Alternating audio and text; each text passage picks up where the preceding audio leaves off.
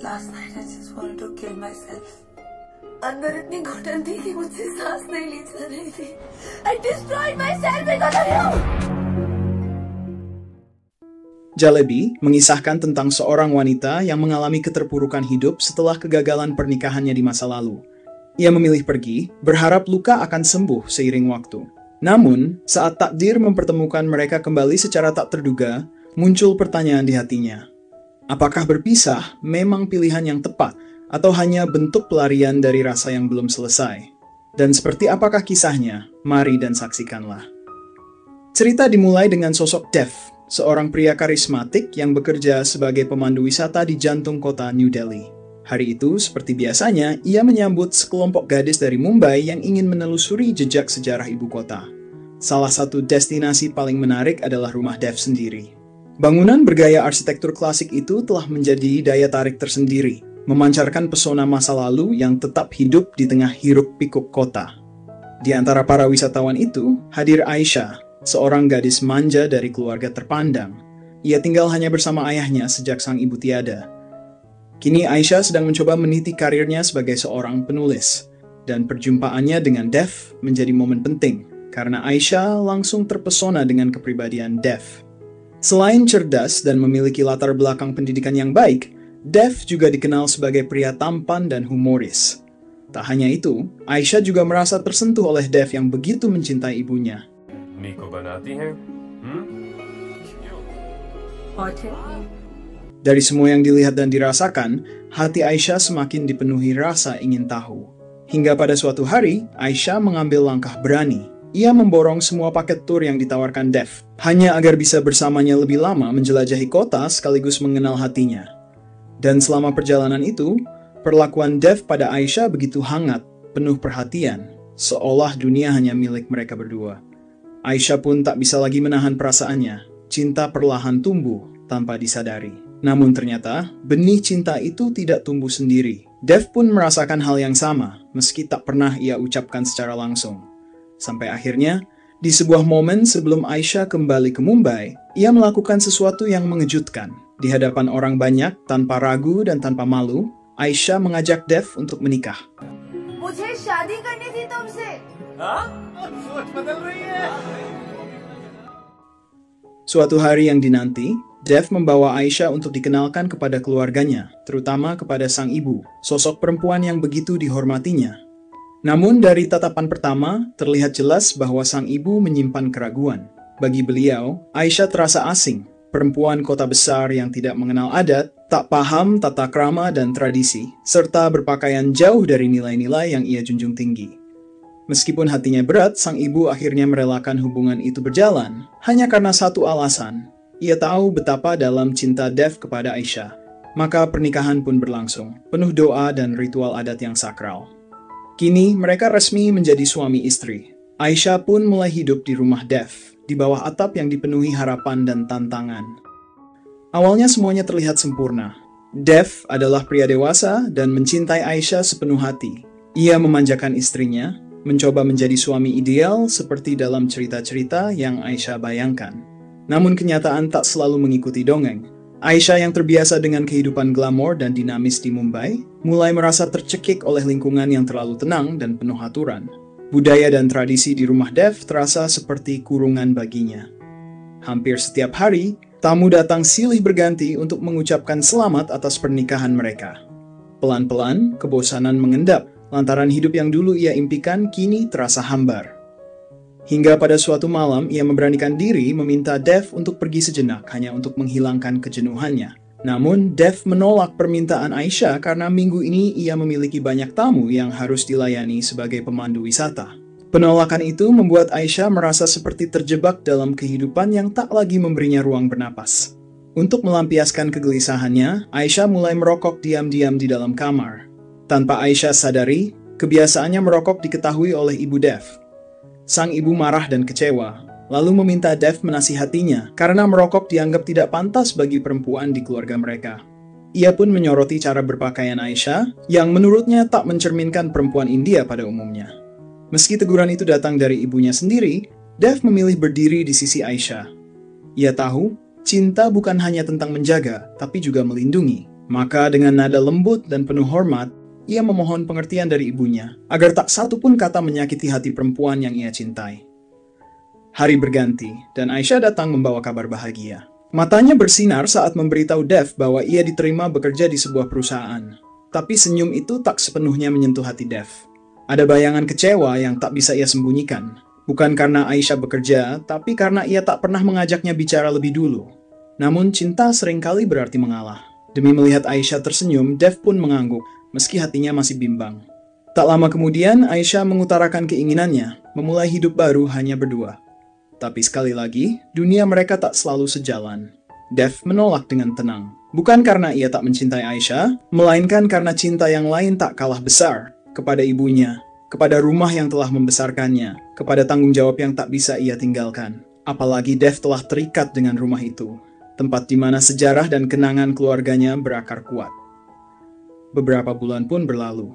Tepat di hari ulang tahun Aisyah, Dev menyiapkan kejutan kecil untuk istrinya. Tapi tak disangka, Aisyah membawa kabar yang membuat dunia Dev seakan berhenti sejenak, karena kini Aisyah sedang mengandung anak pertama mereka. Dev melonjak kegirangan karena akan menjadi seorang ayah, tapi tidak dengan Aisyah. Wajahnya murung, kata-katanya ragu. Ia merasa masih terlalu muda untuk menjadi seorang ibu, sembari berujar kalau kehamilan ini seperti akhir dari menggapai impian dan cita-citanya. Kata-kata Aisyah menampar hati Dev. Tapi sebagai pria yang telah dewasa dalam berpikir, ia menahan kecewa dan mencoba meyakinkannya. Anak kita adalah masa depan. Impianmu akan tetap hidup, tapi sekarang, mari jaga kehidupan kecil yang tumbuh karena cinta kita, katanya lembut. Perlahan, hati Aisyah mulai luluh dan akhirnya menuruti permintaan Dev. Rumah tangga yang sempat retak pun kembali utuh. Mereka mulai menata ulang harapan, bahkan memilih nama untuk calon bayi mereka, menggabungkan nama Dev dan Aisyah sebagai simbol cinta yang terpisahkan. Selama masa kehamilan, Dev berubah menjadi suami yang lebih lembut dari sebelumnya. Apapun yang Aisyah inginkan, selalu ia penuhi. Saat Aisyah merasa jenuh, Dev pun mengajaknya ke bar, menyelinap diam-diam agar sang ibu tak tahu. Namun kebahagiaan itu tak berlangsung lama. Di malam yang seharusnya penuh canda dan tawa, duka tiba tanpa diundang. Aisyah keguguran. Sang ibu langsung menyalahkan Dev. Baginya, semua ini akibat Aisyah yang terlalu sering beraktivitas di luar saat usia kandungannya masih terlalu muda. Aisyah tak terima disalahkan, terlebih saat kabar itu mulai menyebar di antara tetangga. Amarah pun membuncah. Meski Dev berusaha menenangkannya, emosi Aisyah telah terlanjur tak terkendali. Hal itu membuat Dev terjebak dalam dilema. Antara ibunya, sosok yang membesarkannya penuh kasih, atau Aisyah, istri yang begitu ia cintai sepenuh hati. बार-बार मेरी माँ को बीच में मत लेके आओ. Just because I wasn't carrying the child, वो मेरा हिस्सा नहीं थी. Sejak saat itu, Aisyah mulai berubah. Ia sering menyendiri, merasa hampa, seolah hidup yang ia miliki telah runtuh dalam diam. Pernikahan yang dulu ia bayangkan indah, kini terasa seperti bayangan yang menipu, dan segala pengorbanan yang pernah ia berikan, kini terasa sia-sia. Hingga suatu pagi, sang ibu membangunkan Dev yang tertidur di sofa dan memintanya turun ke bawah. Ternyata Aisyah ingin pulang ke rumah orang tuanya sembari membawa koper kecil di tangannya. Dengan suara yang datar namun penuh luka, Aisyah berkata, "Pernikahan ini adalah kesalahan, dan aku sudah tidak mencintaimu lagi, Dev." This marriage was a mistake. I don't love you anymore.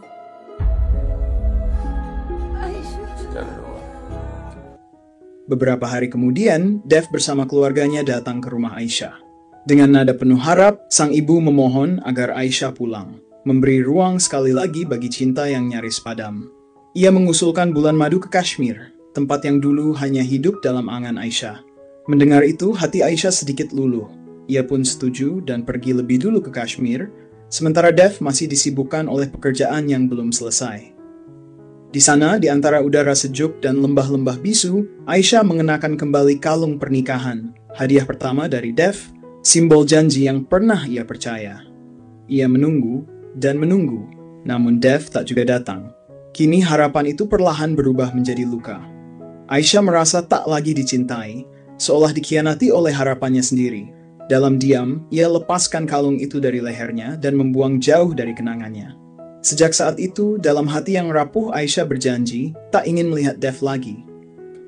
7 tahun berlalu dan Aisyah masih tenggelam dalam bayang yang sama, seperti penyesalan yang tak pernah usai sejak ia meninggalkan Dev. Dalam diam, hatinya tetap menunggu, menggenggam harapan pada cinta yang dulu tak ia jaga. Ayahnya mulai resah, bukan hanya karena usia Aisyah yang kian menua, tapi karena hatinya seakan terkunci, menolak cinta lain yang datang menyapa. Meski impiannya sebagai penulis telah terwujud, namun setahun terakhir tiada satupun kisah berhasil ia tamatkan. Semua tersangkut di masa lalu yang terus menghantuinya. Melihat putrinya makin tenggelam, sang ayah akhirnya luluh. Ia bersedia menuruti semua keinginan Aisyah, asal satu syarat dipenuhi, yakni jangan lagi kembali ke Delhi, tempat luka bermula. Namun demi novelnya yang tertunda, Aisyah memohon ia butuh menghadiri peluncuran karyanya. Ia berjanji akan kembali dengan semangat yang baru. Akhirnya sang ayah mengangguk berat hati. Perjalanan dimulai. Di atas kereta menuju Delhi, Aisyah duduk bersebelahan dengan seorang wanita ramah bernama Anu dan putri kecilnya bernama Pulti. Obrolan ringan menyapa mereka, tapi tak satu pun kata benar-benar masuk ke hati Aisyah.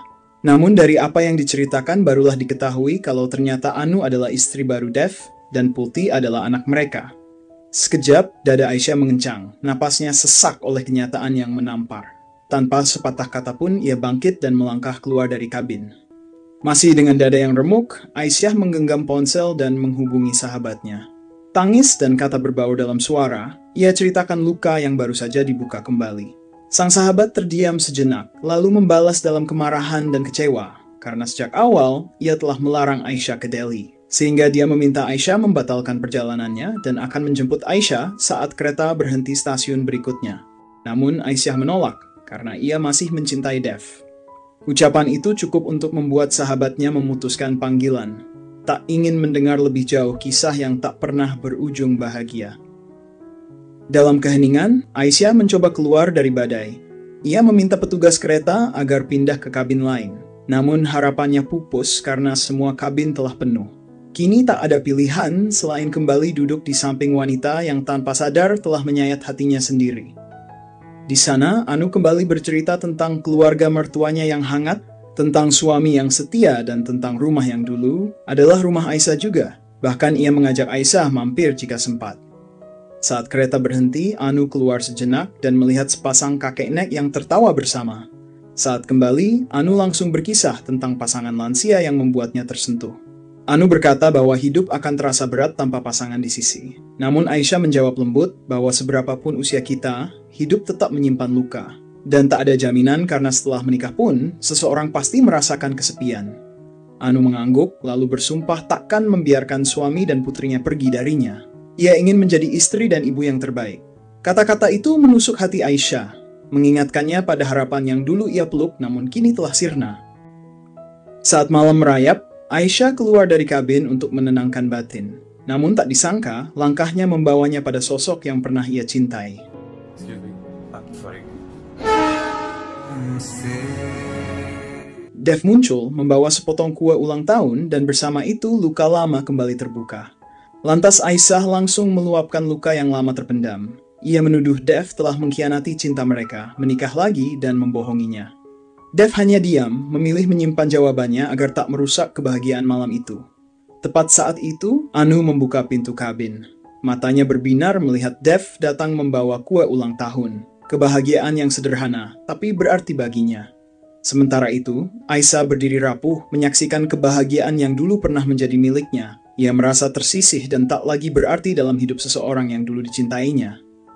Kemudian Anu pun mencari Aisyah dan mengajaknya bergabung. Dengan pura-pura tak saling kenal, mereka berkenalan kembali. Lalu Anu mulai bercerita tentang pekerjaan Dev saat ini. Mereka rupanya membuka sebuah usaha bernama Disa Travel Company. Dan ternyata nama putri mereka adalah Disa, meskipun di rumah biasa dipanggil Pulti. Mendengar hal itu, hati Aisyah terasa perih. Nama Disa dulu adalah nama yang ingin ia berikan kepada anaknya, anak yang tak pernah sempat mereka miliki bersama. Namun kini nama itu digunakan Dev untuk anak dari wanita lain. Perasaannya bercampur aduk. Ia ingin marah, tapi kepada siapa? Ia ingin menangis, tapi tak sanggup. Air matanya nyaris jatuh, namun tetap ia tahan agar tak terlihat rapuh. Sikap Dev pun terasa berbeda. Dev tampak biasa saja, seolah pertemuan ini tak berarti apa-apa. Ia bahkan terlihat bahagia dengan kehidupannya sekarang. Tak ingin Anu menyadari luka lama yang kembali menganga, Aisyah pura-pura tersenyum dan memotret mereka. Namun justru, dari balik lensa itu, hatinya remuk tak bersisa. Akhirnya, tak mampu bertahan lebih lama, Aisyah bergegas keluar kabin dan menangis dalam diam, membiarkan duka lama menyapu dirinya sekali lagi. Tak lama setelah Aisyah keluar, Dev menyusulnya, membawa sepotong kue kecil di tangannya. Namun alih-alih menerima, Aisyah justru meluapkan amarahnya. Menyalahkan Dev karena telah menamai anak mereka dengan nama Disa, nama yang dulu mereka impikan bersama. Dev hanya tertunduk, tak mampu membalas kata. Dengan lembut, ia hanya mengucap maaf, lalu pergi meninggalkannya sendiri. Keesokan paginya, saat Anu mengantar Pulti ke toilet, tinggallah Dev dan Aisyah berdua di dalam kabin yang sunyi. Namun meski hanya berdua, Dev tak sekalipun berani menatap Aisyah, hingga ia bertanya dengan ragu, "Apa kau sudah menikah?" Pertanyaan itu seperti menusuk, dan tatapan tajam Aisyah langsung menembus diam Dev yang tertunduk. Tiba-tiba, saat Dev cegukan, secara refleks Aisyah menutup hidungnya. Itu adalah kebiasaan lama mereka, satu hal kecil yang hanya mereka pahami. Anu, yang diam-diam melihat dari kejauhan, tersenyum dan berkata, "Ibu mertuaku juga mengajarkanku hal yang sama." Ketika kereta berhenti, Pulti tiba-tiba berlari keluar. Dev panik dan langsung mengejarnya. Di momen itu, Anu duduk bersama Aisyah dan perlahan mulai bercerita.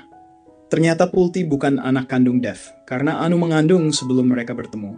Dan saat mereka akhirnya berjumpa di rumah wisata milik Dev, Dev tidak pernah bertanya tentang masa lalunya.